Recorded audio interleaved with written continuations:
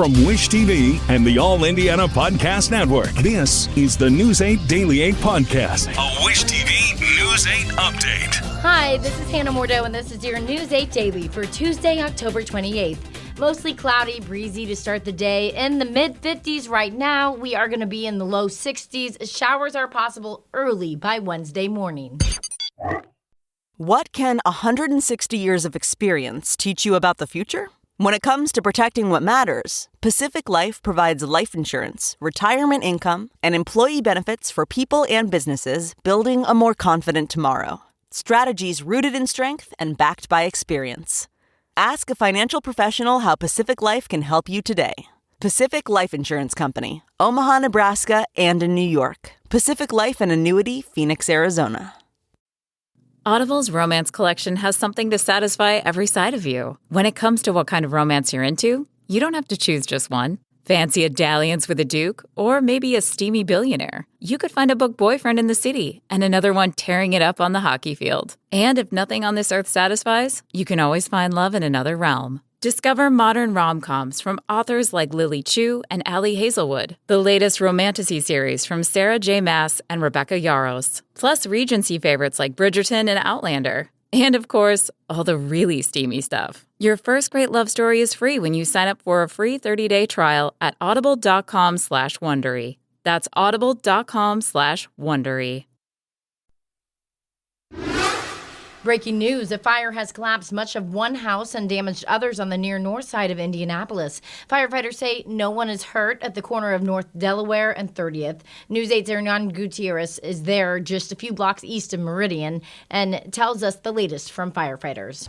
So firefighters are just coming back again for a third time on the scene. There was a couple of hot spots earlier. Not quite sure exactly why they're coming back. I'm going to try my best to stay out of the way, but what we know so far, at least from what IFD tells us, is that the fire started in a middle house over here to my left. They say that 2 families were affected in the surrounding homes, but they were evacuated safely. Again, the Indianapolis Fire Department says it started in that middle house that we're about to show you here. It was unoccupied at the time. There was no one living in there. Someone was actually in the process of moving in, and they didn't have any utilities hooked up yet. They're not exactly quite sure what started the fire. IFD says it started sometime at about 5:40 this morning, and I want you guys to take a look at this video of the moments shortly after firefighters arrived this morning. This is video from a neighbor that was provided to News 8. You can clearly see that the house is fully engulfed by flames and fire here.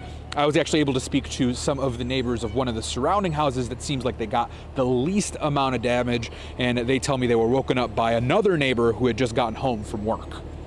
Was banging on the door because he just got home from work, and her dog barked, thankfully, and I knew it was a different bark and it wasn't just like a dream bark, and all I saw out my window was just a wall of flames. An IFD spokesperson says it took them about an hour to get the fire under control. Again, firefighters just arrived back on scene. I have been seeing fire investigators around too, taking pictures as they're trying to figure out what caused this fire. Again, no word on what caused it. We do know that 2 families were evacuated. This home behind me collapsed while we were here on the scene, but people in the other 2 surrounding homes were able to get out safely. Reporting on the near north side, I'm Hernan Gutierrez for Wish TV and WishTV.com. Also breaking, Hurricane Melissa is poised to hit Jamaica any moment. It is extremely strong and moving very slowly, a combination that many fear will lead to a true catastrophe.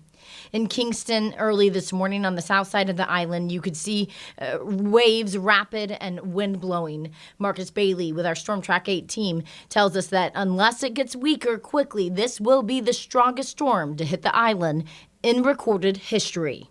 Easily a Category 5 storm, not only the strongest to hit Jamaica, but top 10 strongest on record in the Atlantic Basin, which I'll show you here in a second.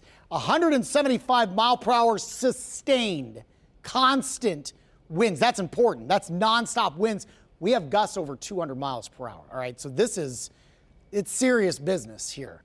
The northeast quadrant is usually the strongest of these storms, at least in the northern hemisphere. So that would be kind of the central part of the island, closest to the eye wall here, which, by the way, This eye wall is significant, completely organized, crystal clear. You can see the water overhead, and it's about 19 miles wide. All right, so you don't see this very often. But this is worst case scenario, unfortunately, for Jamaica. It's only moving at 7 miles per hour. The 2 a.m. update is when we went as low as 901 millibars. That's pressure. That's how we kind of rate these hurricanes in its strength. That is a low pressure, and it is lower now than Katrina at its lowest back in 2005. So it makes it the 8th strongest hurricane on record in the Atlantic basin. The track has it making landfall around or just after lunchtime as a Category 5. It would make it the strongest, making landfall for the island. It then goes back over open water later tonight and then hits eastern Cuba early tomorrow morning as, again, very strong Category 4 storm before it heads back out over open water. It will take some time, at least 48 hours, before we maybe see this getting down into the Category 3 or 2 range, and it still stays very strong even for the next 72 to 96 hours as it moves out to sea in the eastern Atlantic. Wind's obviously a tremendous issue. No doubt about that there. But what really will be, I think, maybe the most impactful is going to be the combination of storm surge. All right, that's that water that will get pushed onshore from basically Kingston to the central portion of the country, and then add to that, because it's only moving 7 miles per hour, 20 to 30 plus inches of rainfall, mudslides, significant flooding.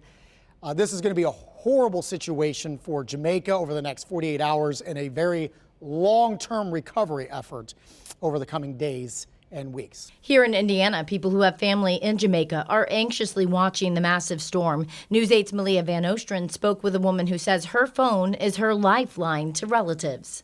For Stephanie Bailey, every buzz on her phone brings both relief and worry. She says she's had multiple sleepless nights as her son, dad, 4 brothers, and extended family are currently living in Jamaica and plan to ride out the hurricane. There'll be times without power in certain areas, so we won't be able to get to our loved ones.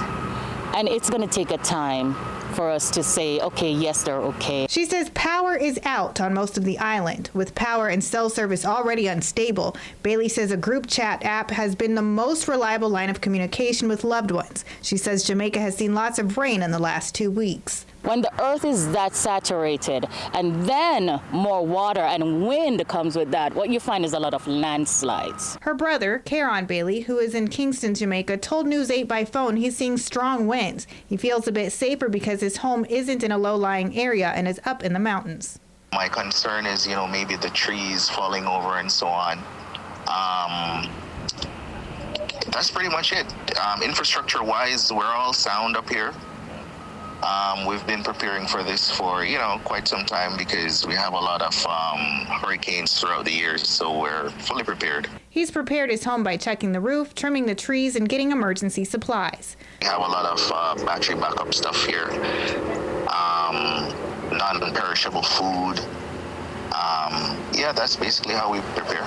Stephanie says she's grateful for the growing Jamaican community in Indianapolis. They keep each other updated with links to Jamaican news sites and offer support back home when needed. We're planning on packing some items. We're waiting to see just how the ports will open up and what we can do. Sometimes it's cheaper to just send the cash.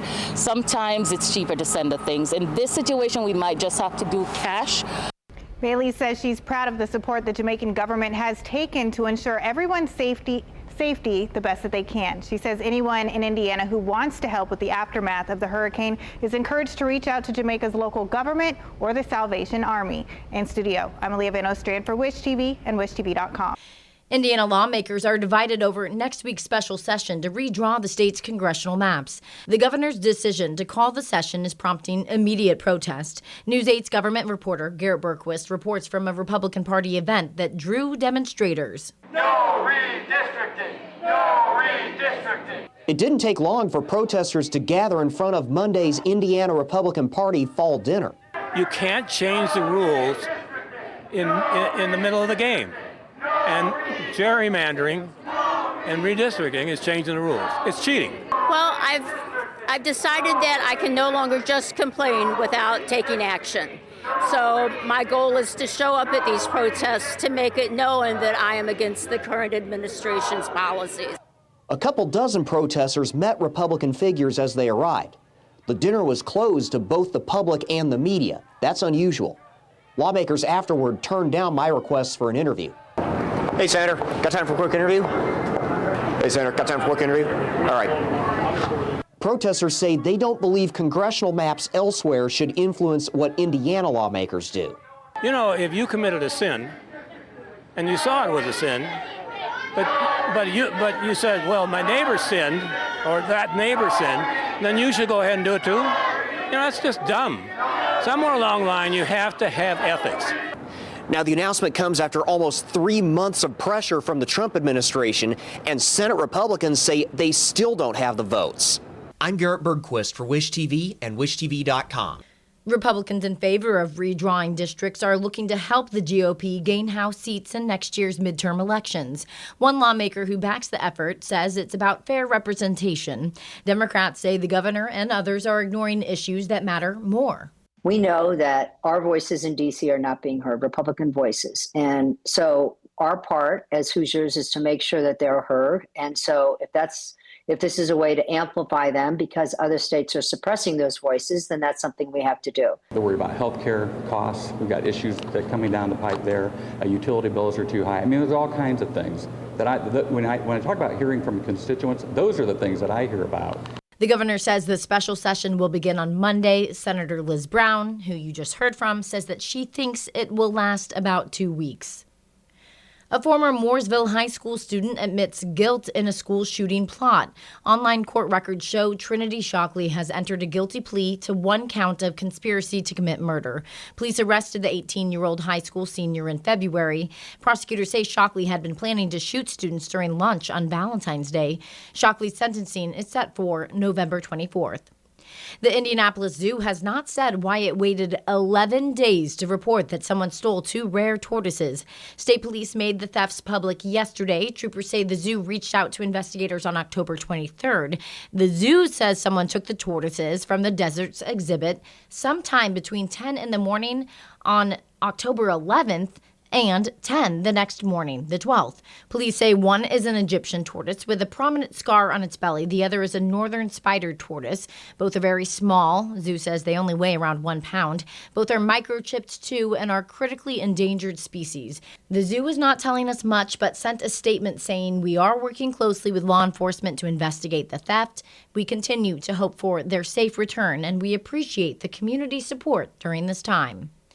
Let's go to your business headlines now with Jane King. She starts with trade policy between the U.S. and Mexico. The U.S. agreed in July, you may remember, to pause for 90 days an increase in tariffs on some Mexican goods as the 2 countries continued to talk. Well, that pause was set to end this week, but it has been extended. Now, in 2023, Indiana did $13 billion worth of trade with Mexico. That was the 11th most of any state.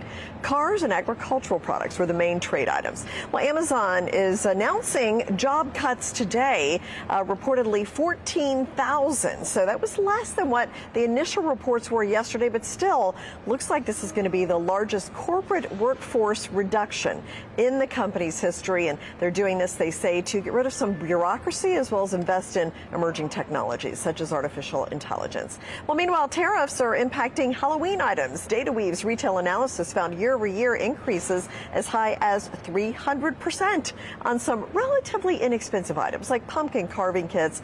Most of the import tariffs were around 60%. Now, retailers are forecasting a record Halloween sales season, but the reason is likely, at least a large portion of it, higher prices across the board. And many Americans have much of their paycheck spent as soon as they get it. A survey of 2,000 employed Americans split evenly by generation revealed this was especially true for millennials, one of the highest spending generations, who spend an average of 40% of their paycheck within the first few hours. Now, still for average American, by 48 hours, almost half of the paycheck is already spent. This was conducted by Tucker Research on behalf of Earnin, and the survey found most of that early spending does go toward essentials like groceries, housing, and utilities. Well, the closing bell rang at record highs again yesterday. S&P 500 closed above 6,800 for the first time. The Dow and NASDAQ also finished at all-time highs. Now, this morning, we're higher but quiet. We have a two-day Fed meeting that starts today, so we'll find out tomorrow what they do with interest rates. Live from the New York Stock Exchange, I'm Jane King. Back to you. 11:50 in Los Angeles. Foreman sends a fly ball to center field. Varsho's going back before the clock strikes midnight.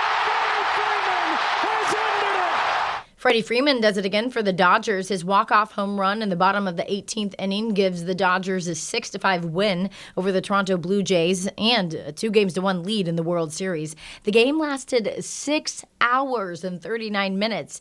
It ended early this morning. The 18-inning game is now tied for the longest game in World Series history. It's tied with 2018's Game 3 between the Dodgers and the Red Sox. Game 4 in this series is tonight in L.A., 8 o'clock. Indiana Pacers are adding one of the game's most intriguing players to the roster, one we know well from last year's All-Star weekend here in Indianapolis. Several published reports say the team is signing Mac McClung, and McClung appears to confirm it with a post on X saying, "Thank you, God." McClung is the career G Leaguer who has won 3 straight NBA dunk contests but has never gotten a full contract in the league. In fact, he's only ever played 6 NBA games in his entire career. We look forward to seeing him here in Indy.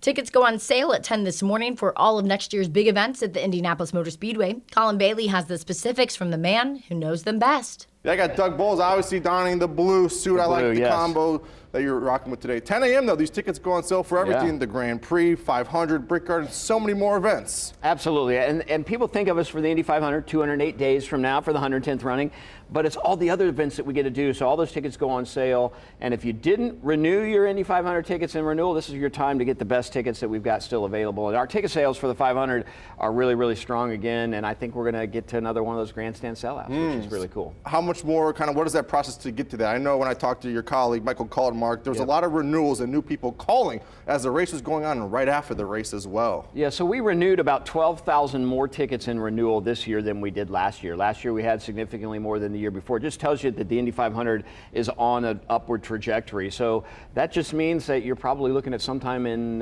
late April maybe that we get a chance to sell at the grandstands if ticket sales go equal to what they've done in the last few years. Why do you think there's such a craze and such a want to go out to the track and watch cars on the track? Well, I think as Hoosiers, it's kind of what we do that weekend, right? And the other side of it is I think the racing on track has been really great. I think we have some really great personalities right now.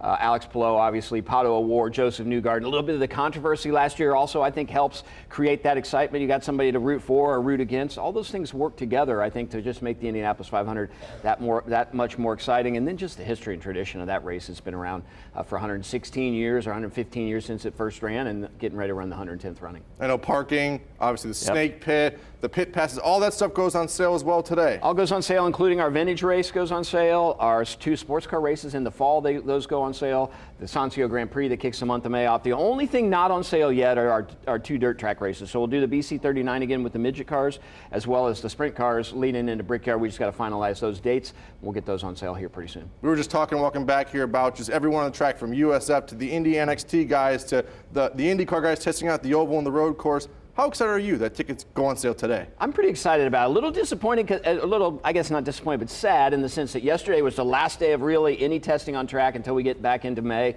with the Indy NXT cars. As you know, a little bit loud, but hearing those cars out there was a lot of fun. But really excited to get tickets on sale and get things going and just start that countdown really in earnest now as we lead into the 110th running of the 500.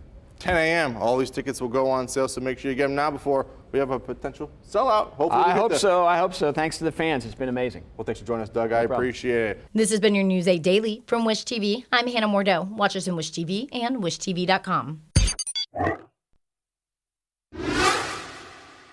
This is the News 8 Daily 8 podcast, a Wish TV News 8 update on demand. For even more, on demand and on the go, connect with Wish TV on Facebook at wishtv.com and on the free Wish TV mobile app. Thank you for listening. And be sure to like, subscribe, and follow this podcast for updates every weekday morning on the All Indiana Podcast Network and wherever you get your podcast.